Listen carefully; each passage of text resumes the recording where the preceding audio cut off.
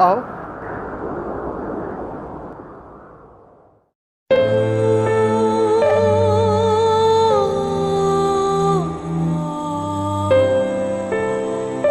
खड़ी क्यों अंजलि? बैठो ना, बैठो।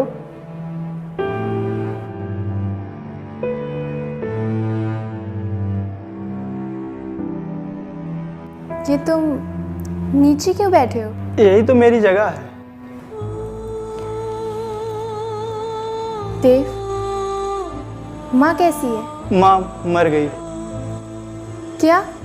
जब तुमने मुझे छोड़ा मैं तो जी गया। माँ मर गई। माँ गुजर गई? गुजर गई और अपने साथ अपने ख्वाब ले गई, लेकिन मैं जिंदा रहा।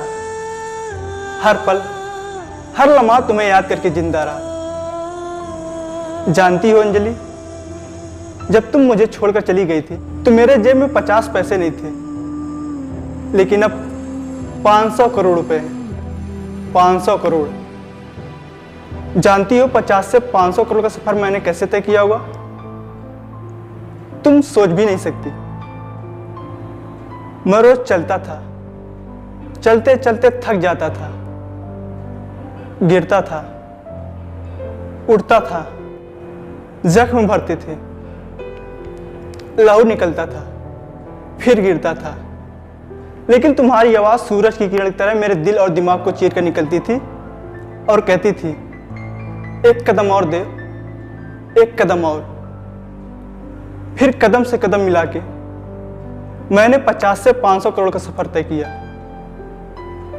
लेकिन एक बात कहूं अंजलि, इन सब का कोई मोल नहीं है, सब बकवास है, क्योंकि तुम नहीं तो कुछ नहीं। लेकिन मैं तुम्हारी नहीं हो सकती देव, मैं किसी और की हो चुकी हूँ। अंजलि मत भूलो, तुम्हारी शादी जबरदस्ती से की गई थी, एक इंसान से नहीं बल्कि उसके धन दौलत से, उसके शान और शौकत से, उसके रुतबे से। और आज वही धन दौलत शान और शौकत और रुतबा मेरा है, तो तुम मेरी हुई ना। देव, मैं नहीं जानती कि मेरा रिश्ता किससे कराया गया था। मैं बस इतना जानती हूँ कि जिस आदमी से मेरी शादी हो गई है उन्हें मैं पूजती हूँ। वही मेरे पति हैं, वही जीवन साथी। मेरे हर सांस में, हर धड़कन पर राम बसे हैं देव। तुम कहीं नहीं हो, कहीं नहीं। भूल जाओ देव, भूल जाओ, सब कुछ भूल जाओ, भूल जाओ। अंजलि, मैं तुम्हें भूल जाऊं ये हो नहीं सकता, और तुम मुझे भूल जाओ ये मैं होने नहीं दूंगा। इस जन्म में तुम मेरी होगी। तो ये तुम भी सुन लो देव, इस जन्म तो क्या, मैं अगले 7 जन्मों तक उनकी हो चुकी हूँ, सिर्फ उनकी।